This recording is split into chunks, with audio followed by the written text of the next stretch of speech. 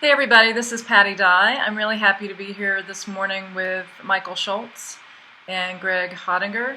I've known Michael for a long time, and it has been this wonderful journey toward wellness with you in my life, Michael, as much as you make me work hard at the gym.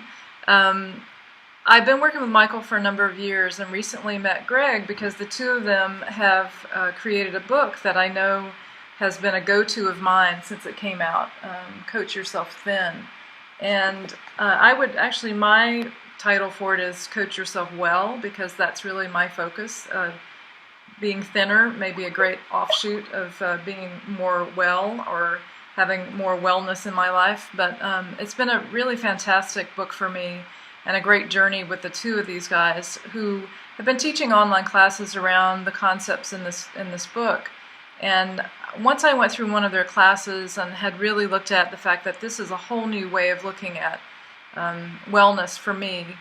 It's not prescriptive. It's not a 3-minute abs kind of approach to things.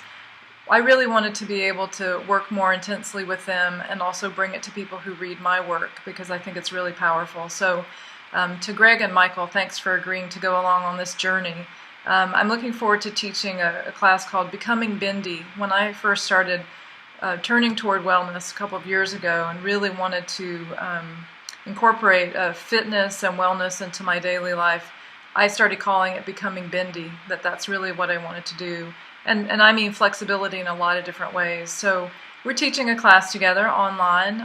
Starts October 23rd through November 28th. It's 37 days long because I in all of my work think that you can really change your life dramatically in 37 days. So it's going to be fun. We're having a lot of fun putting the class together, and I'm really looking forward to it. Once I started teaching online classes in great depth this year, I realized that the kind of community that you build around a topic like this can be very powerful, even if not face-to-face, and maybe even more so not face-to-face. There's something about working in community online that really allows people to be transparent and honest and get to the places that we need to really get to the things beneath the surface. So this class for me is an effort to bring to a larger group of people in my community a very interactive, powerful way of looking at fitness and wellness in your life. And that's a long introduction, but I'm going to add one more piece to it. When John was diagnosed, my husband was diagnosed with cancer this summer, suddenly the sense of urgency about becoming more cancer resistant and creating a lifestyle that was full of fitness and good food and really paid attention in a very mindful way to nutrition, suddenly that became a lot more urgent for me. So the offering of this class at this time is also a really important part of the equation for me. So thanks for being available. And Greg and Michael have a great provenance. They have a great resume in terms of their work in this field. I'm not going to go into that now. We'll put information about that below the video. But there are a couple questions that people are asking about the class, so I thought we'd make a short video or a series of short videos to kind of bring those questions up, and let's talk about those if we could. So the first one has to do with maybe something that, Greg, you focus on from the nutrition point of view. And the question is, does this involve yet another diet? Is there a diet plan? Are there little boxes I have to check off? Is it about being vegan and gluten-free, some of the things that I'm experimenting with? Do I have to, completely restock my pantry or have special food? So do you want to talk just a little bit about that from your perspective? Sure. It's not our intention at all that there's a set way to approach this program or this 37 days. We're really thinking that, everybody's at a different stage. And so this is really looking at, it's about raising awareness in all these different ways. And so, we're going to start with just where you're at and start a conversation, really. We're going to go through little exercises that are going to raise awareness, like water intake and really discussing that in your relationship to water. We're going to talk about food. We're going to look at things like the shoulds around the should thinking that we have, the guilt that we walk around with. about the choices that we make, or we're going to talk about when we are in control and when we feel like we're out of control, and what that might look like to shift in that relationship. So, people that, like I said, everybody's at a different stage, and so if you're ready to dive in and clean out your pantry and sort of take on a totally clean way of eating during this 37 days, you're going to find the support for that. Mm-hmm. And if you're really more at the stage of just wanting to understand some of the reasons for making changes or starting small and looking at little things that you can change, then you're going to find the support for that too. So, I guess does that answer your question, Patty? Yeah, I think it's a great way of looking at it. It's not a prescription, I guess. A lot of times we go into these programs, quote unquote, and there's a very limited number of foods that you can eat, or very special formulas that you have to follow. And what I love about your work is that that's not true. There's an encouragement to look at whole foods and clean eating, but there's not a prescription to do that. And also, Greg, one thing that comes out of your answer that I know is true from my conversations with Michael too is that, and very much in line with my work, and that is, unless we can get below the surface of things unless we can get below the behaviors of eat this, don't eat that, those kinds of things, to the things you're talking about, which is, why am I making the choices that I'm making? How am I feeling about the choices I'm making? I love what the two of you talk about in terms of cheating or treating, Like, there's a lot of shame and there's a lot of emotional investment and story about weight and how we are in the world and how we show up in the world, and eating ding-dongs in the closet, whatever those behaviors are, that it's not enough just to look at the behavior and stop it, because we'll go right back to that after the program is over if we don't look at the story beneath that. So what I love about the design is, as you said, there's a series of exercises every day. There's a mindful knowing exercise, which is really about awareness and processing some of the stories we tell ourselves. There's a mindful eating and a mindful moving exercise each day, so that we're looking at these three facets of the stories that we're telling ourselves about food and about fitness and about wellness. So yeah, thanks for that. There's a kind of a question that's in alignment with that for you, Michael, and that is, I've got physical limitations, and how rigorous, and what are we going to be doing in terms of exercise? So do you want to talk a little bit about that? Sure, Patty.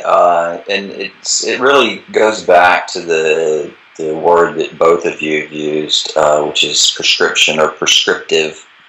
And this isn't that sort of program, as people are aware, and listening to the two of you outline it. It really, our philosophy is more along the lines of anything counts, any movement counts, and it really does us no good to prescribe exercise. And that's typically what people get, just like they get a diet and they're told exactly what to eat or what not to eat. Most diet plans, weight loss plans, also involve an exercise prescription or an exercise program, and it always makes me laugh, because there's literally millions of ways to exercise out there, and yet you'll sign up for a program and they'll give you 8. So here's the 8 magic exercises that you're supposed to do. And it's just quite funny, because there's no way that you can pick the 8 best or the 6 best or the 86 best. There's no way to do that, and there's no reason to do that. Yeah. So what we do is really encourage people to find their own way and to find the type of movement that works for them. I always refer back to the practice of Tai Chi, and you can probably Google this, and you would find pictures of literally thousands of Chinese people doing Tai Chi, and none of them look like bodybuilders, and none of them are ultra endurance athletes, and yet every one of them looks healthy and is relaxed and probably living a very vital life, because they are strong. And that's Tai Chi. That could be gardening or walking with your dog, or going for a hike. It can be any number of things that have nothing to do with the gym and nothing to do with free weights or machines or jump ropes or treadmills or anything like that. So it really is about finding what's right for you and finding movement that feels good.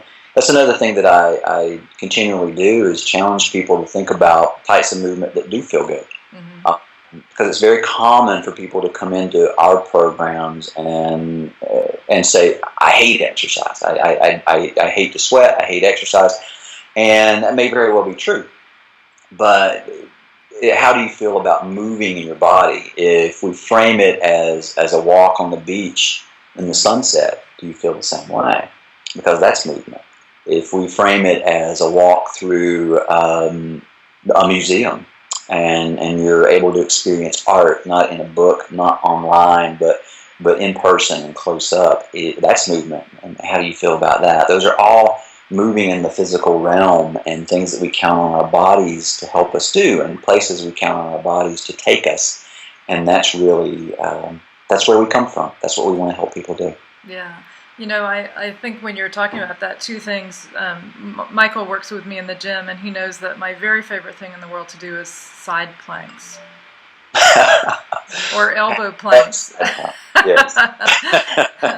Well, I mean, the other thing that comes up for me is that as I age, and, you know, I'm aging, thankfully, there's another sense of urgency for me. I really want to be strong as I get older, and more flexible as I get older. As well, and Michael knows this, and I might have told you this story, Greg. When I travel, and I used to exceptionalize travel, I used to think, well, I'm going to have this workout schedule, and then I'll take a break because I'm traveling. But then I realized I travel every week, so my life is one big break. You know, there's no, like, unless I try. And then I went through, one of the things that you talk about is all or nothing thinking. And then I went through, okay, when I travel, I'm going to work out an hour a day. I'm going to take my stuff with me, and the minute I get there, I'm going to go to the hotel gym and work out an hour a day. And Michael would just look at me with the look he's looking at me like right now, and, you know, and ask me, well, how's that working out for you? Because I never would work out an hour a day, but because I had set that up, if I couldn't work out an hour a day, I may as well just eat chocolate lava cake, you know. And so there was no in-between place where I could have some grace for myself and allow for the fact that walking the 10 minutes to the meeting room is movement. And so I really love that. I really appreciate that. Well, what you bring up, Patty, is expectations, and I think that's really what holds people back in the area of physical activity, and food too. But your example of the hour a day is perfect, because that's what you were looking at as what was necessary to make the changes that you had in the back of your mind, and you know, your logical mind, your intellectual mind knew that, oh, well, questioned at least, what's 5 minutes going to do for me? Exactly. And that's not going to give me the results that I'm looking for. So it becomes a why bother sort of situation. So it really starts with those expectations and reframing them. Yeah, definitely. I'm going to take a break now. I want to thank the two of you for just answering some beginning questions. We'll do a couple more videos to answer some of the other questions, but for now, thanks so much. Thank you. Thanks, Pat.